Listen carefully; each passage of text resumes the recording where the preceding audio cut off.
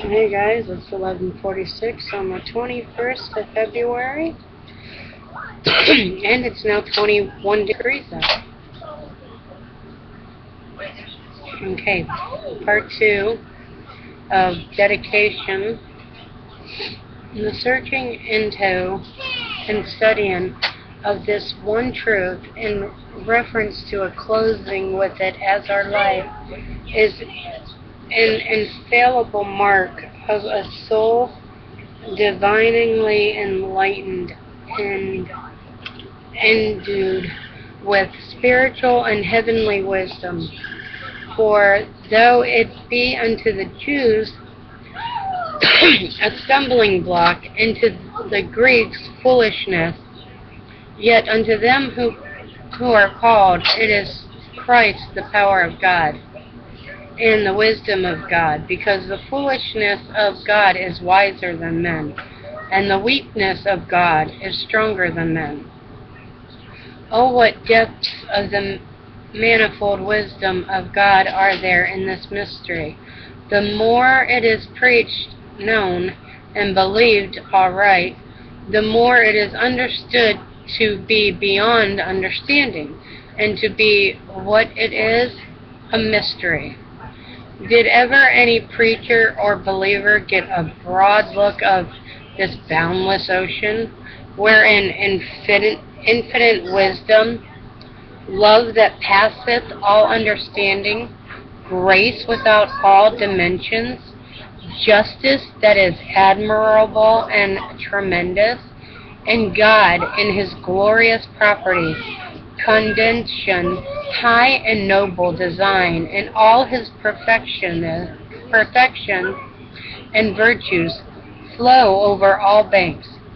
Or were they ever admitted to a prospect hereof in face of Jesus Christ, and were not made to cry out, "Oh, the depth and height and breadth and length!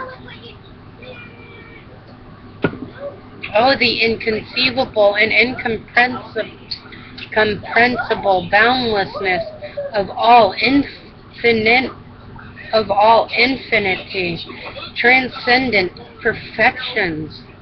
Did ever any with serious diligence, as knowing their life, lay in it, study this mysterious theme, and were not in full conviction of soul, made to say, the more they promoved in this study, and the more they descended in the divining in its depth, or soared upright in their more mounting speculation in this height, they found it more unsearchable mystery?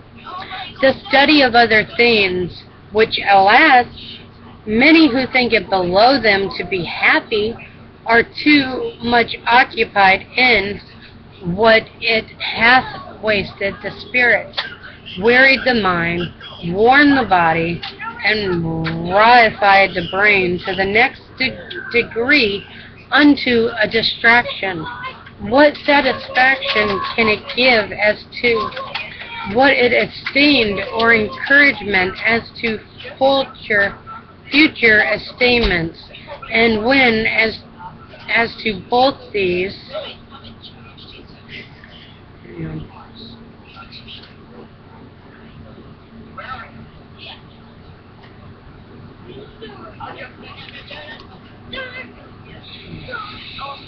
sorry, I lost my place for a second.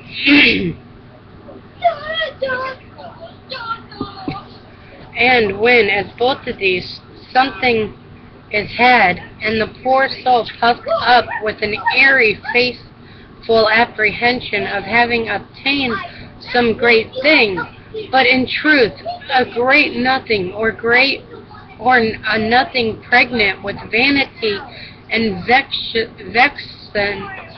vexation of spirit, foolish twins, causing no gladness to the Father. For he that increaseth knowledge increaseth sorrow. Ecclesiastes 1 verse 18. What peace can all yield to a soul reflecting on posting away time? Now near the last point, and looking forward to endless eternity.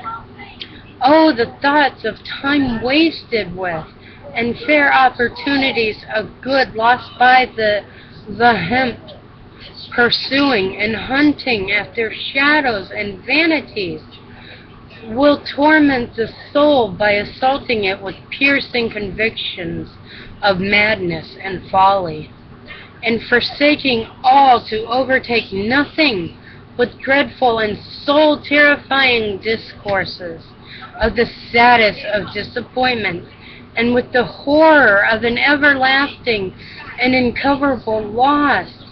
At what hath the laborious spirit then reaped of all the travellers of his soul, when he hath lost it? But, on the other hand, oh, what calmness of mind, serenity of soul, and peace of conscience, because of the peace of God, which passeth all understanding. Will that poor soul look back, when standing on the border of eternity, on the bygone days or hours it spent in seeking after, praying, and using all appointed means for some saving acquaintance with, an interest in this only soul-up-making and soul-satisfied mystery, and upon its yielding up itself through efficacious operations of the Spirit of grace, wholly, without disputing, unto the powerful working of this mystery within, and becoming crucified with Christ, and living through a crucified Christ, and living through a crucified Christ, living in it by his Spirit and power. And with what rejoicing of heart and glorious singing of soul will it look forward to an eternity and its everlasting abode in the prepared mansions, remembering that there its begun study will be everlasting, continued in capacity to understand that unsearchable mystery, will be inconceivably greater, and the spiritual, heavenly, and glorious joy which will have its practical reading, its divinity without books or ordinances, will be its life and felicity forever. And I will end it there. Time-wise, 8:08. Yeah, okay. And what peace and joy in the Holy Ghost, what inward, inexpressible quiet and contentment of mind, with the soul and joy in dwelling on these thoughts, when it shall have withal the inward and well-grounded persuasions of its right through Christ, to the full possession of that all which now it cannot conceive. Let me comprehend the foretaste whereof filleth it with joy unspeakable and full of glory, and the hope of shortly landing there, where it shall see and enjoy and wonder and praise the rest in this endless and felicitating work, making it sing while passing through the valley and shadow of death. Oh, if this were believed, that we were not drunk to a distraction and madness with the adulterous love of vain and airy speculation, to the postponing, if not utter neglecting, of this main and only making work of getting real acquaintance with, and begun possession of this mystery in our souls, Christ, the grand mystery, all the way on the TV, on the living room. All right, hang on. Formed within us, living and working within us by His Spirit. All right, give me a second. And working us up into a conformity,